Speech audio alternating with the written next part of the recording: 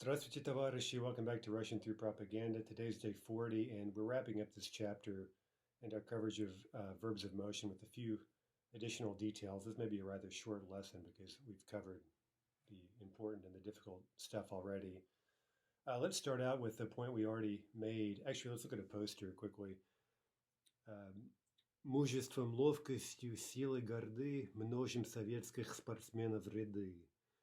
Okay, let's again look at that image we're seeing there. It's kind of a snapshot, right? And what would we use? What verb of motion would we use to describe what these people are doing? Well, we'd say idut, right? Idut.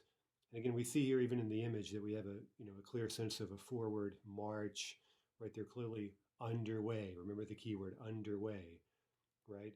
Now, again, if we had more information here and saw sort of an extended shot with them walking in circles around a stadium or something, then of course we could say они ходят, right? They're walking in circles or they're walking back and forth or walking aimlessly or whatever. But based on what we see here, we would definitely say идут, right? Now we could also use another verb, шагать, which we saw earlier with that film we mentioned briefly, right? Я шагаю по Москве. We could say that они шагают, right? Эти спортсмены шагают, right? Which has more of the sense of they're striding, they're marching. It's a much less common verb. But that brings us to a point we already made a few days ago, right? That there are a lot of verbs in Russian, obviously, that describe motion or have something to do with motion, whether that be going of one kind or another, or other action verbs or anything involving motion that are not verbs of motion in the sense we use that term, right? So remember, when in this textbook you hear verbs of motion, by the way, that's a thing in Russian too. These are called глаголы движения, right? So this isn't just some category I'm making up, right? Глаголы движения or verbs of motion, those are a very special, very limited set of verbs in Russian. Again, I think there are around 15. If you look at the end, I'm sure of book 3 at least at the table, you'll see a complete table of Russian verbs of motion. You can count them. I think there are around 15. But anyway, at some point in book 3, we'll see a complete list of these verbs, and we'll see they're very limited, right? So you shouldn't get the idea that you're going to be encountering verbs of motion constantly, new verbs of motion all the time in Russian. We've already seen the most important ones. We're going to add a couple more in book 2, and then in book 3 we'll get an exhaustive list of these verbs. Right, so of course, again, when we say verbs of motion, we mean these verbs that have 3 infinitives, right? Those are, as we mentioned yesterday, those are what we'll eventually refer to as unprefixed verbs of motion. We mentioned that in book 2, when we start seeing how to add prefixes to these verbs, we'll get prefixed verbs of motion, but those will already be like ordinary verbs. They'll come in aspectual pairs, right? So what the really tricky part is what we've just been covering, right? These verbs of motion that have 3 infinitives, right? So let's look, so just to make very clear, right, if you have some other verb like shagait, which would come in an aspectual pair, shagait, shagnut, where shagait would mean sort of to stride around imperfective, and shagnut would mean to take one step, take one stride, right? Those verbs are both related to shag, which means a step or a stride, right? If you're working with a verb like that, then in most cases, you're going to have just an aspectual pair, right? Imperfective, perfective, and you're going to choose between those 2 infinitives based on all the stuff we learned back in, I guess, chapter 2, right? Like читать, прочитать, right? There's going to be no category at all of indeterminate, determinate, right? Remember that distinction is only valid for verbs of motion, meaning verbs with 3 infinitives. Okay, so I hope that point may seem obvious, but it's an important one, right? And again, as with so many things in Russian, we're sort of trying mentally to, as I like to say, quarantine what's difficult about Russian grammar. I hate that term now since we're living through a quarantine, but the point is that verbs of motion are very difficult, but we want to contain them. We don't want to get the idea that all Russian verbs are going to be this difficult. It's a very limited number. Okay, so let's look now at just a simple list, kind of a sampler of other verbs that are related to motion, but they're not verbs of motion, right? They only have 2 infinitives. So here are the aspectual pairs with a little example.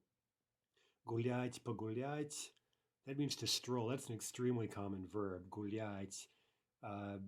It often may connote kind of carousing or something, sort of like we would speak of a bar crawl or something like that, right? Where you're sort of in party mode or whatever, and you're going about town, whatever it is you're doing. But гулять can also just simply mean to go for a stroll. Погулять, that's the perfective, and that's one of those perfectives which means to do this activity for a bit, right? Погулять would mean to stroll for a bit, to go for a quick stroll. Давай погуляем по набережной, right? Let's take a stroll along the embankment. Okay, to jump, прыгать, прыгнуть. Собака бегает и прыгает. Okay, there we're combining a verb of motion with a different verb that's not a verb of motion, right? The dog is running around and it's jumping, right? So again, you might compare those two examples, right? With бегать, we're specifying indeterminate motion. The dog's running around in circles or aimlessly, and as it does so, it's jumping. Now with прыгать, that's not a verb of motion, so we're just choosing based on aspect, right? This is an ongoing activity. It's present tense, right? So this is kind of a no-brainer in terms of aspect.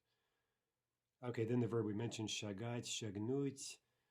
А я иду, шагаю по Москве, right? Remember our little song yesterday? А я иду, шагаю по Москве. Okay. Ступать, ступить. That similarly, it means to take a step. Астронавт впервые ступил на Луну. Okay, that's my little dig at the all these cosmonauts doing great things, right? I thought I might just throw in the fact that it was an astronaut who first stepped onto the moon. Okay, астронавт впервые ступил на Луну. Okay, now there's a perfective, right? Because we're talking about this accomplishment, this one-time event, right? You might imagine watching the film of the astronaut taking that step onto the moon. Okay. Ваза упала на пол и разбилась. Here we have a sequence, right? The vase fell onto the floor and shattered. Sequence of perfective verbs. Okay, so again, a sequence, we're getting a one-time sequence. In the past, we're getting perfective verbs, so we use упасть. And finally, by the way, what's the Russian verb for to move generally? That's двигаться, двинуться. By the way, двигаться is quite unusual, but there are other examples of this. This verb can be conjugated as an I verb or as an a verb, right? So it could be двигаюсь, двигаешься, right, etc., like an I verb, or it could be движусь, движешься, etc. That's somewhat unusual.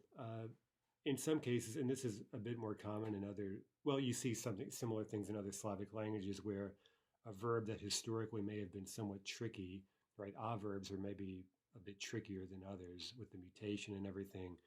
Sometimes verbs can start acting like a much simpler, much more common verb type. For example, I verbs, right, are much more common. So that's the kind of simplification and consolidation you see in languages typically over time, right? These tricky forms may come to be regarded as slightly archaic, and they may kind of gravitate toward and even completely morph into simpler, more common paradigms. Anyway, here's a quick poster. Смотри, куда ступаешь. Look to where you're stepping. Right now, there's a nice slogan, just 3 words. It's fairly simple, but we know all of that grammar now, right? Смотри is an imperative. Look, watch out, right? It's an imperfective, right? You should always do this. There may also be a sense of urgency here. Remember that stuff. We're exhorting people. Watch out. Куда ступаешь? To where you step. Right now, let's think carefully about what the Russians are really saying. It's not где, but куда, right? So even with stepping, with taking a step, we are preserving the sense of куда, right? It's really, the issue really is to where you're stepping, right? Where are you moving your foot to, right? That's the danger here. So that's a nice little example of куда being used, where we might at first, our first guess might be that где would be used. right? But I mean, again, not to beat a dead horse, but if we say где here, we're really talking about where you already are, right? So if you are in a position and you're not in danger, then everything's fine, right? The issue is where your next step is going to go, right? To where you're going to step next. That's what you've got to watch out for. Okay. And this guy looks like he's gotten a load of bricks to the head, right? This is, by the way, a work safety poster. I think we've seen a few of those already, and a lot of them are extremely gory. This guy got off easy, I have to say. I think he'll be fine, hopefully. But other people are not so lucky. Well, remember the guy with the giant bottle of acid, right? I mean, anyway. Okay, so let's do a quick exercise. Just use a few of these verbs. And again, remember that these are simple. We're back to chapter 2 stuff, just choosing between aspectual pairs. I love to stroll through the city. Okay, that's just a general activity, imperfective. Я люблю гулять по городу. 2, we strolled for a bit, then set off for the cafe. Okay, that's a sequence, right? A one-time past tense sequence. So we're going to get perfective verbs, right? A string of perfective verbs. Мы погуляли немножко, right? We strolled for a bit, немножко, а потом пошли в кафе, and then we set off for the cafe. Now, again, we're combining a normal verb with the verb of motion, but again, here we have the sequence, so the verb of motion is going into the perfective to get that one-time sequence of events in the perfective. Number 3, the child jumped into the pool. Okay, remember, simple past in English usually implies just a one-time completed event. That's usually going to be perfective. So let's say ребенок прыгнул в бассейн, right? He jumped into the pool. By the way, there is another verb literally for jumping into, which we could use here, but we're going to save that for book 4, I think, actually. Anyway, number 4, don't jump around in the living room. Okay, it sounds like a general, we need an imperative, right? And it's a general guideline, right? You should probably never be jumping around roughhousing in the living room, right? God forbid. Okay, so our imperative would be не прыгай в гостиной. Не прыгай в гостиной, right? Remember imperatives from прыгать, that's an I verb. We get the imperative прыгай. Number 5, the lock broke, it's not moving. Okay, again, simple past in English, broke. We see here that clearly this is an accomplished action because the lock is no longer moving, right? The action, the result of the action is still in place. This is clearly perfective. So, замок сломался. Oh, sorry, I didn't realize which blank we were filling in. So, замок сломался, right? That, of course, is perfective. And now we have present tense. It's not moving. It's jammed. Okay, present tense is obviously imperfective.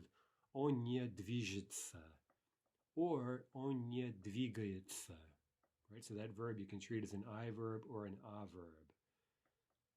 Okay, ступай домой и Бог с тобой, right? Literally, step homeward and God be with you, God with you, right? Meaning basically get out of here, right? God bless you, get out of here. Anyway, с тобой, by the way, is instrumental, and we'll learn that in the next chapter. That's our only remaining case we have to learn. Okay, next item quickly is, again, kind of a sampling of other verbs that can be used with где, куда, откуда phrases. So although so far we've been speaking of those phrases, где, куда, откуда, in terms of the verbs of motion, the difficult verbs, again, as you might imagine, any verb that involves motion could conceivably be used with those 3 kinds of phrases, right? So let's just look at a few here. Some of these we've seen already. Возвращаться, вернуться, meaning to go back, to return somewhere. Приглашать, пригласить, to invite. Okay, you might already imagine that will be used with куда, right, all the time, right? To invite someone, куда, right? Where to are you inviting them? Or for what event, right? That would all be куда. Звонить, позвонить, plus the dative, that means to call someone. So that normally takes the dative, but if you're calling a location, that would be куда, right? For example, звонить в полицию, right? To make a call to the police, or to make a call to the hospital, things like that, right? You could get a куда phrase of the type we studied. Okay, опаздывать, опоздать, to be late. Well, where are you late to, right? You're on your way to somewhere and you're running late to that place, right? That will be used with куда. Успевать, успеть. There's a really common verb. We've seen that. We haven't, I think, used it too often, right? It means to make it somewhere on time, right? To get somewhere on time. And as you might imagine, that would often be seen with куда, right? Where is it you're trying to reach? What location did you not make it to on time? And finally, спешить, поспешить, right? You're in a rush, but where to, right? Where to are you hurrying off to? Okay, so all of this I think is pretty self-explanatory. Let's just translate a few sentences. I want to invite you to a party. Я хочу пригласить тебя, right? Direct object. Куда? Куда? На вечеринку, right? To the party. That's куда. We need the accusative. We returned home from the party. Okay, мы вернулись. Sounds like a one-time event in the past. Мы вернулись домой с вечеринки, right? From the party. Remember, party is an event. It's a noun. So to make this откуда phrase, we need to use с plus the genitive, right? С вечеринки. Number 3, I need to call the police. Okay, since this is kind of a group, or it can be thought of as a kind of location as opposed to an actual person, let's use a куда phrase. Мне надо, remember that construction with the dative, мне надо позвонить, right? It is necessary for me to call в полицию, right? To the police, куда. Number 4, you're always late to class. Okay, that's present tense, so that's going to be imperfective. Let's use ты. Ты всегда опаздываешь, right? You're always running late. Okay, to where? Куда? На занятие. You're always... Ты всегда опаздываешь на занятие. That's a куда phrase. Number 5, we won't catch the train, meaning we won't make it there on time. Okay, so if you're going to take trains in Russia, this is going to be a common concern. Lord knows I've had several instances where I literally stepped onto the train as the door was closing. I mean, on like a train to Moscow, right? So, yeah, we've all been there, or, at some point you will be. Okay, and that's, of course, after running like a maniac through the subway, through the train station, down the platform, right?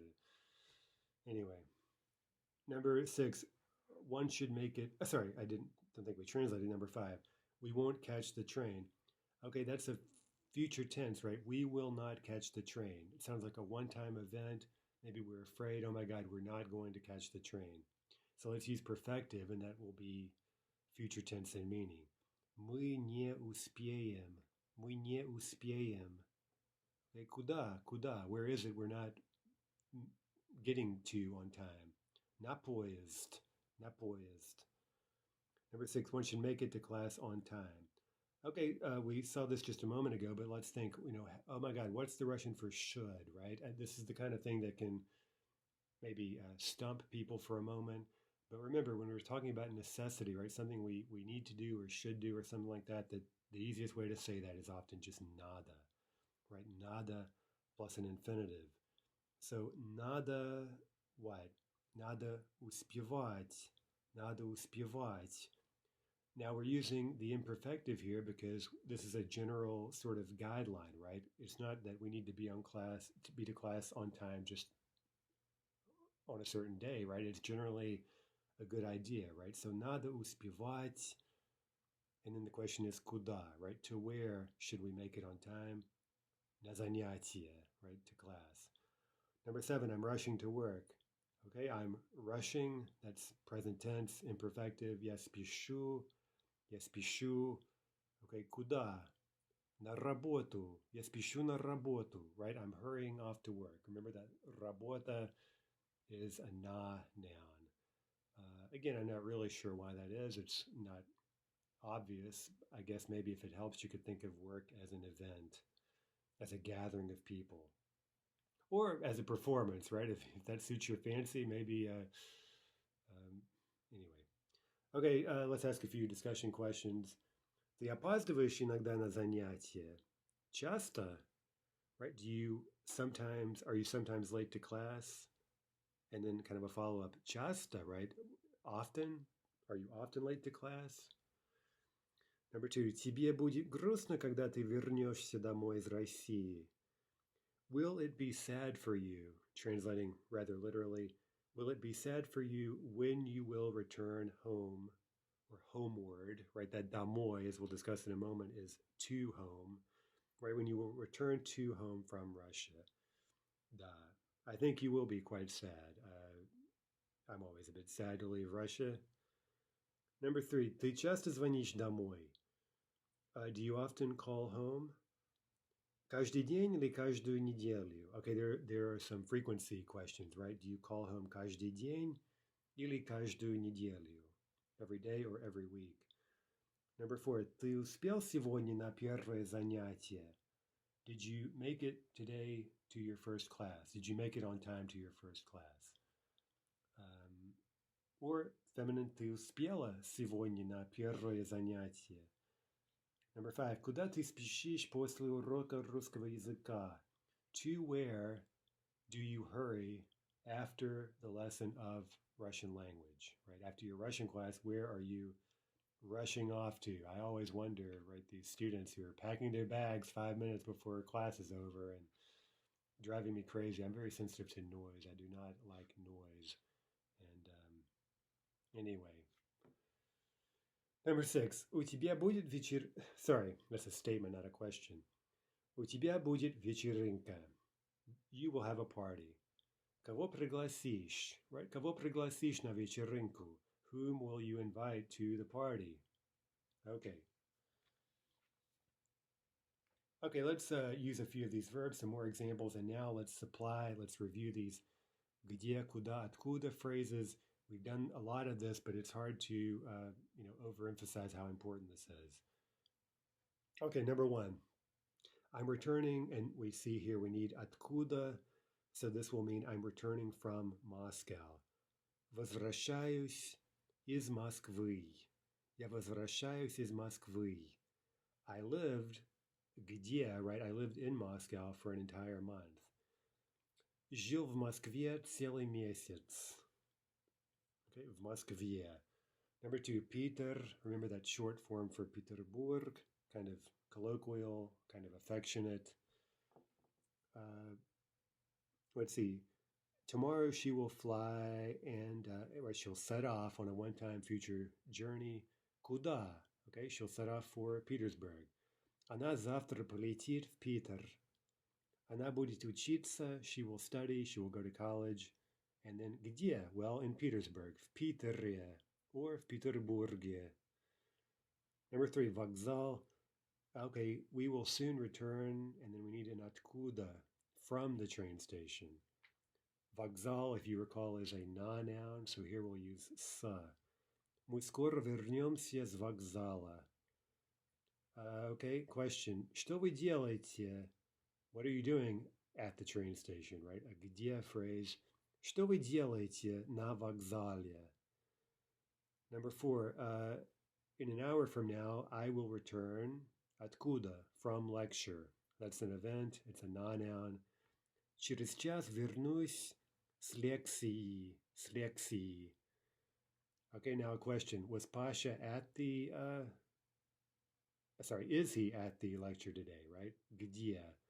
Sorry, was he? А Паша был сегодня на лекции? Right? А Паша был сегодня на лекции? Number five, стадион and концерт.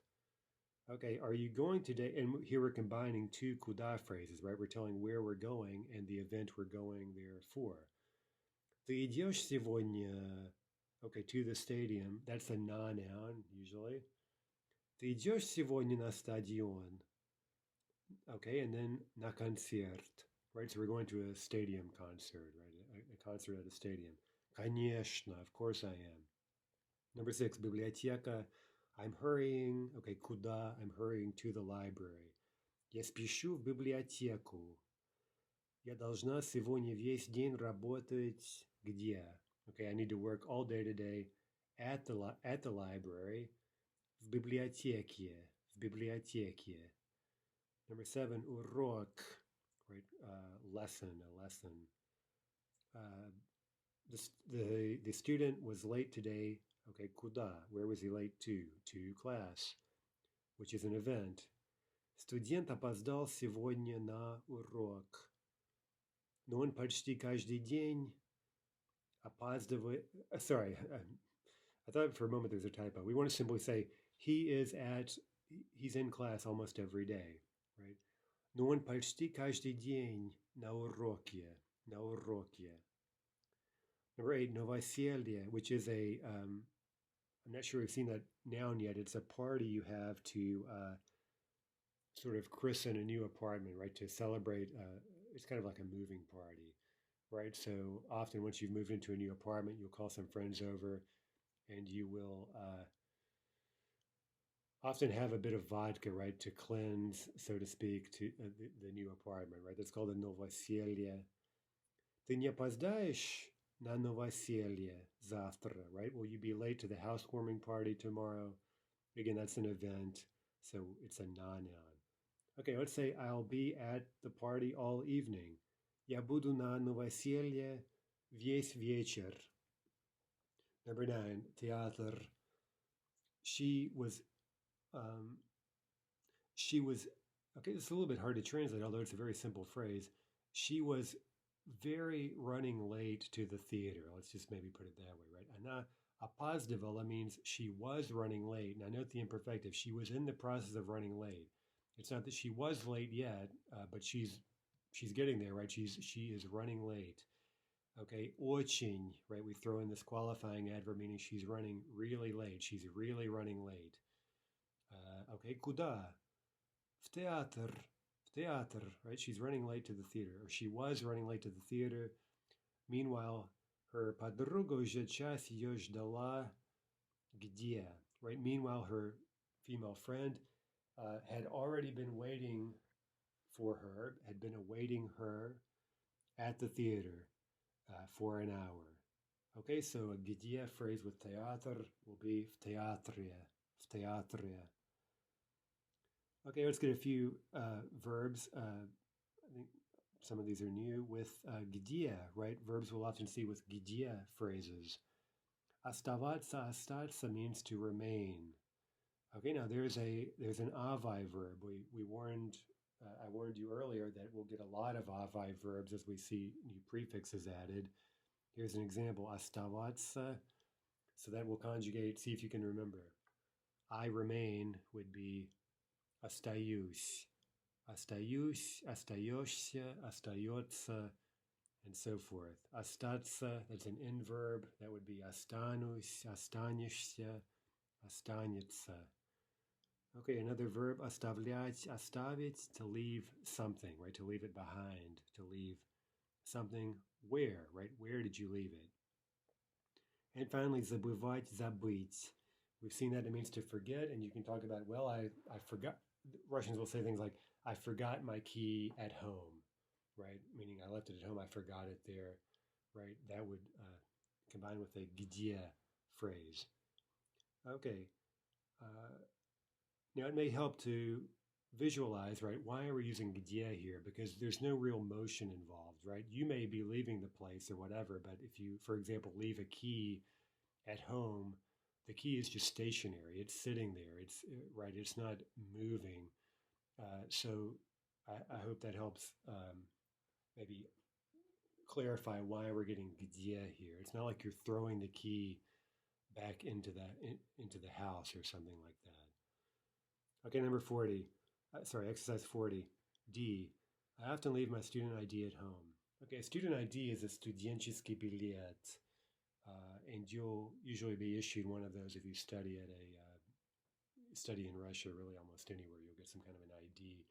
Студенческий билет. Okay, I often leave it at home.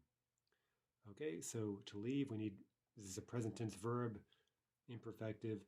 Я часто оставляю, okay, direct object, студенческий билет at home. Okay, we've seen that already. That's дома. Я часто оставляю студенческий билет где? Дома. Number 2, I forgot my student ID at home. Sort of just going literally to what we're saying in Russia. I don't think we'd normally say that in English, right? I forgot it at home, right? But you can say that in English, in Russian. Okay, female speaker. This is a one-time act of forgetting. Я забыла. Я забыла студенческий билет дома. Number 3, I'll leave my dog with my neighbor. We'll use u, right? The dog is staying at the neighbor's place. Yeah, okay, this is a one-time leaving. We need perfective. I'll leave one time. Я, can you conjugate оставить? Watch the mutation. Оставлю, right? The labial mutation. Я оставлю собаку, direct object, у соседа. Number 4, I'll stay at home tomorrow. Okay, again, a one-time future action will need perfective. Я останусь дома завтра. Number 5, I decided to stay in Russia. Okay, sounds again, we have a simple past in the English. It sounds like a one-time completed action. And we're told to use решить, right, which is it's a verb we normally have used to mean solving a problem. It can also mean to reach a decision, right? Я решил остаться в России, right? I decided to stay in Russia. Я решил остаться в России. Number 6, our neighbor often stays at home. Okay, there's a present tense, right, a repeating action. Наш сосед часто. Okay, can you conjugate the avai verb, оставаться? Наш сосед часто остается дома. Okay, pat yourself on the back if you remembered how to conjugate оставаться. Okay, a few more вопросы для дискуссии, right? Questions for discussion. Ты обычно берешь зонт с собой или оставляешь его дома? Do you usually take an umbrella with you, literally with yourself? More on that construction later, next chapter. Или оставляешь его дома? Or do you leave it at home? Number 2, у тебя есть собака, которая осталась дома у мамы и папы? Okay, assuming you're off studying, right? Do you have a dog that remained at home with your mom and dad, right? Do you have a dog that remained back at home?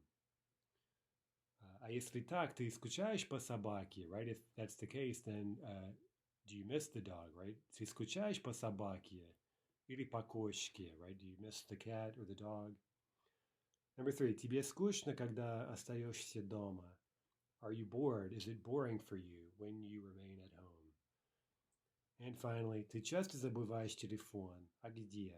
Do you often forget your telephone? Well, where do you forget it? Right? Дома, на занятии, в библиотеке, в столовой, в кафе, в ресторане. Right? Okay, here's just a quick blurb about this verb гулять. And we mentioned already that гулять can sometimes have this connotation of kind of being in party mode or something, to party. And we have a quick quote here from Dostoevsky's Notes from the House of the Dead. And we'll revisit this topic in book 4 when we begin introducing Dostoevsky, right? That a lot of his psychological insights were born of from observing his fellow prisoners in the Siberian labor camp, right? And one of those observations was people saving up penny by penny, basically for the entire year in order to cut loose on their name day, which is the feast day of whatever saint the person is named after, right? They would buy a bunch of kind of smuggled vodka that had been smuggled into the camp, and they would just drink themselves dead drunk, right, and make a big scene. And Dostoevsky realized that although this seemed rather illogical and maybe self-destructive, that it was all in service of a deeper advantage, namely the affirmation and demonstration of one's own freedom, right, to do whatever one wants, even if it may be self-destructive or kind of not seem to make any kind of objective sense. Okay, so we'll add more on that later. For now, just kind of a little blurb here. He says, именинник напивался как стрелка и ходил по казармам, стараясь показать всем, что он пьян, что он гуляет.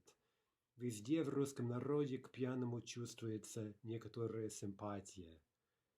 right? The birthday boy would get as soused as a boot liner and walk around the barracks, trying to show everyone that he was drunk, that he was partying, or that he is partying, right? There's that verb gulять. A certain sympathy toward a drunken person is felt everywhere among the Russian people. And there, look at that passive construction. Right? What's the subject of that final sentence? Sympatia, sympatia, right? Special soft, you can see it's cognated with sympathy. And he's saying here that that sympatia чувствуется, right? It is felt. The sympathy is felt в русском народе, in the Russian people, к пьяному, toward a drunken person. Okay, so there's we haven't seen a lot of that kind of thing yet. That's an excerpt, obviously, from a real Russian novel, and it's always nice, even at a fairly early stage, to look at that and see how much of this can we understand. Well, of course, we don't know some of these words, but a lot of them we do know, and a lot of the case forms we've also seen. So if you look at this carefully, you may almost surprise yourself how much in theory, you can understand this excerpt from Dostoevsky after just a few weeks of study. By the way, look at chodil. There's our verb of motion, right? He would walk around the barracks, right? He's walking all around to show everyone how drunk he is, right? That he's partying. Okay, a couple of пословицы, right? Proverbs. Что у трезвого на уме, то у пьяного на языке. Okay, there are a couple of где expressions with na. That which у трезвого, трезвый means sober, so у трезвого means we're talking about something that belongs to a sober man, namely his mind, right? То, что на уме, that which is on the mind, literally, у трезвого, right? On the mind of a sober person, то у пьяного на языке, that same thing is on the tongue of a drunken man, meaning, right, drunk people just blurt out whatever it is they're thinking, right, whereas someone who's sober may hold back. Okay. Another little proverb, maybe especially appropriate for you college students. Гулять, гуляй, да не загуливайся. Right? Again, this is kind of one of these pithy folk sayings. Literally, to party, party. Okay, so that doesn't make much sense if we translate literally based on the grammar, which we know, of course. Гулять is an infinitive. Гуляй is an imperative. So, you need more experience with Russian to kind of pick up on these, again, very pithy kind of turns of speech. So the idea here is that well, if one is to party, party, right? If you want to party, party, but don't загуливайся. Now you can see that's a verb that's derived from гулять, and it means something like to party yourself into utter submission or something, right? To just completely overdo it, right? You don't want to over party yourself.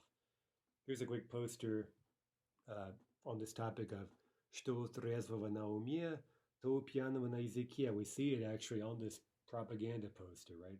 Иностранные разведчики усиленно охотятся за любителями выпить. Foreign agents are усиленно means something like they're very assiduously, right? Very, energetically. They are on the hunt for lovers to have a drink, if we translate it kind of literally. A любитель is someone who loves to do something, from любить. Well, what do they love to do? Выпить, right? To have a drink, right? Or three, right? Or five. Okay, and then it says, very helpful, достаточно известна пословица, right? The saying is very well known, right? Rather well known, or sufficiently well known, namely, что у трезвого на уме, то у пьяного на языке. Okay, finally, here's a quick topic we've mentioned already, right? Or we did at one point, we haven't really worked with it. We have three sets of adverbs that break down according to где, куда, откуда categories, right? So far we've spoken of где, куда, откуда in terms of prepositional phrases with nouns, right? But in English, here, there, and home, those three ideas, here, there, and home, In Russian, those are adverbs that have different forms for each of these three categories. So these we just simply have to memorize, right? We're not using a preposition, we're just using special forms of each adverb. And we mentioned already that there and here, back in the day in English, we would have had different forms of those for each of these three categories, just like Russian still does. But again, over time, we've sort of lost some of that distinction, right? It would be there, tither or thither, right, meaning to there, and thence, right, meaning from there. And then here, well, to here is hither. You may have come at that. Has anyone ever given you the come hither stare, right? You may have heard that phrase, the come hither stare at a party or something, if people were flirting or whatever it is. Right, so some of those you may think of phrases that still survive that you may occasionally still hear used, phrases that involve these old forms like hither. Okay, so, and then from here is hence. Okay, so there's a quick review to help you read Shakespeare or whatever. Okay, let's look finally at the Russian. Здесь, сюда, отсюда. Okay, you see the what there in the откуда example. That may help you remember it. There, well, там, right? Там, туда, оттуда. And finally for home, дома, домой, из дома. Okay, so hopefully by now you understand the distinction very well, right? For example, здесь, you're describing where someone is, right? The location, right? Сюда is куда, right? That's to this given location, and then finally from the given location. A few quick examples. Мы здесь живем. Иди сюда. Я еду отсюда. Okay, each of the three examples. Они там живут. Смотри туда. Hey, look over there. By the way, I'm not sure we've seen this, even with verbs of looking, right? Well, we sort of saw that with the poster earlier, right? You're looking to somewhere, right? So even with vision, sort of your path of vision can be conveyed with куда, right? To where are you looking? And here we have a command, смотри туда. Hey, look over there. Он вернулся оттуда. He returned from there. He returned thence. Я работаю дома. Я спешу домой. Right, I'm hurrying to home. Little typo in the book there. Я спешу домой. It really should mean I'm hurrying home. I'm rushing home. Okay, он вернулся из дома. He returned from home. Quick poster. Где работа, идите туда. 1 мая праздник труда. Okay, note the little rhyming couplet. Okay, где работа, идите туда. Literally, where work, go there. Go to there. Right, so go where the work is. Go wherever the work is. 1 мая праздник труда. We saw that phrase already somewhere. The 1st of May is a holiday of labor.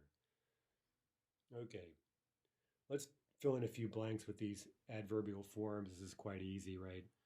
Now remember, no prepositions with these, right? An adverb cannot be the object of a prepositional phrase. Think about it. It can't have case, right? So how could it ever serve as the object of a prepositional phrase, of a preposition? Okay, let's first use dom, talking about home. I'm returning куда, to home. Возвращаюсь домой. Я так люблю быть. I so love to be where? At home? Дома. Я люблю быть дома. Number 2, first, she worked, okay, where? At home. She worked for a bit at home. Где? Она сначала поработала дома, of course. Now she's hurrying from home to work. Откуда? Теперь она спешит из дома на работу. Okay, let's now talk about here. We like it here in Moscow, right? It is pleasing for us here in Moscow. Где? That's going to be, of course, здесь. Нам нравится здесь, в Москве, но мы завтра едем откуда? Okay, we're leaving, we're going literally by vehicle tomorrow to the south from here. That'll be отсюда. Мы завтра едем отсюда на юг. Okay, there's an example of the immediate future where we're using present tense едем for what's literally a future event. Number 4, where are you? Где ты? To where are you going? Ты куда едешь? Well, that's the question, right? We could ask, right? But here we want to say, are you coming to here? Right? Maybe we're talking on the phone to someone. We're saying, hey, where are you? Are you on your way here? Ты сюда едешь? Ты сюда едешь, right? To here. Hither, right? Are you traveling hither, right? Поспеши, все уже ждут тебя где? Okay, we want to say, hurry. Everyone is already awaiting you. They're waiting for you here. That's, of course, going to remain здесь. Все уже ждут тебя здесь. Там. Okay, we're talking about there. 5. I will return, okay, куда, meaning I will return to there. I will return thither in a month from now. Я вернусь туда через месяц. А что ты будешь blank делать? The question is, what will you do there? Talking about где, right, a location. Okay, that's going to be там. Что ты будешь там делать? Что ты будешь делать там? Okay, number 6, when we returned from there, right? Когда мы вернулись оттуда. When we returned from there, мы сразу поняли, we understood immediately, right away, that we had forgotten our umbrella there, right? We had left our umbrella there. And we need где, that's going to be, of course, там. Мы сразу поняли, что мы там забыли зонт, right? We forgot the umbrella there, literally. Okay, let's talk quickly about imperative forms of motion verbs. This is really, speaking of no stone left unturned, this is really the last thing I can think of that we haven't mentioned, although we have sort of seen these forms already, but let's just talk a bit about how to use them. And first, some advice. It's so important. Не ходи по рыбе. Right? Don't walk on fish. Just don't do it. For the love of God, don't walk on fish.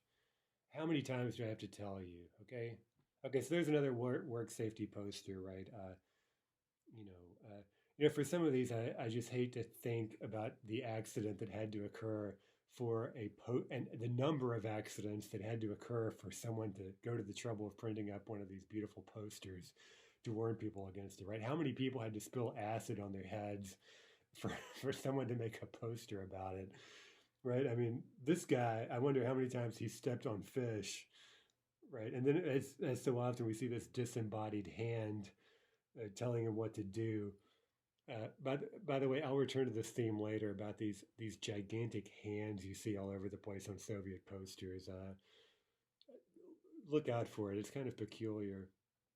Okay, so you see the imperative не ходи, right? Don't ever walk on fish. Okay, so the issue here sort of is that we have two imperfectives. We have two imperfectives, right? And we talked already about when we're giving negative commands, we tend to gravitate toward the imperfective, right? So in everyday usage, if you're giving negative commands, tend to use the indeterminate, right? So we know already that we're going to need an imperfective form, but usually it'll be indeterminate because we're talking about sort of this general category, right? If we're talking about the movement in general, right, the activity in general, we're going to use the indeterminate verb like ходить or ездить, right? So if we're telling someone not to go somewhere whatsoever, that's going to be ходить, right? So for example, не ходи туда, right? Don't go there at all, ever, okay? Now, positive commands tend to appear in the determinate, right? Like иди сюда, hey, come over here, right? Иди, again, unless we're making a general command that suggests repeated trips, right? Like ходи на занятия, right? You should go to class, you should make repeated round trips to class. So for practical purposes, we can focus now on these two imperfective forms, ходи, иди, езди, езжай, which again is imperfective. The perfective forms aren't heard nearly as much, and I think for now we should just kind of not use them, right? We'll return to the subject sometime down the road. Okay, let's throw in a few imperatives. Number one, don't go to the party, don't go to there, right? We're actually just substituting the adverbs we just learned. Не ходи на вечеринку, не ходи туда, don't go there at all. Okay, number two, come to me, come over here. Иди ко мне, иди сюда, right? Come to here, come to me, come to here, иди сюда. Number three, останься здесь, remain here. Don't go there, I think we want to say. Останься здесь, remain here, не ходи туда. Number five, не езди в Россию зимой, don't go to Russia in winter. That's a general rule, right? Don't travel there in winter. Не езди туда, don't travel to there. Although I always recommend people do visit Russia in winter. It's really, let's call it atmospheric. It's also theater season, and there aren't many tourists. It's a much better time to go to museums and just enjoy the cultural scene. Anyway, number six. Я не хочу тебя видеть. I don't want to see you. Go over there. Иди туда. Иди туда. Okay, it's kind of a strange example, but whatever. Sometimes they're hard to think of. Number seven, ты пьян, you're drunk. Go to the dorm, right? Go home to the dorm. Go there. Иди в общежитие. Иди туда. Okay, that does it for chapter 4. Chapter 5, we'll finally add our last remaining case, so that'll be quite a milestone. We'll add the instrumental, and that will do it for our case endings in the singular. Remember, in book 2, we'll be adding the plural, and as I may have mentioned quite a while ago, the good news is that most of the plural endings are very easy, especially 3 cases. They're extremely, extremely easy because you have the same endings for all 3 genders, right? So we'll start with the nominative plural in book 2, then the genitive and so forth. And then once we get down the list, we'll see that most of the endings are extremely easy. So once we get all the case endings under our belt for nouns and adjectives, that's a huge accomplishment in terms of learning Russian, obviously, right? Without the case endings, it's really hard to do much of anything in Russian. And so anyway, starting on day 41, when we add the instrumental case endings, we'll be halfway there, or even more than halfway there, right? Considering how easy so many of the plural endings will be. Okay, so by the way, we'll add all of the plural endings by the end of book 2. Okay, until next time, до свидания, товарищи.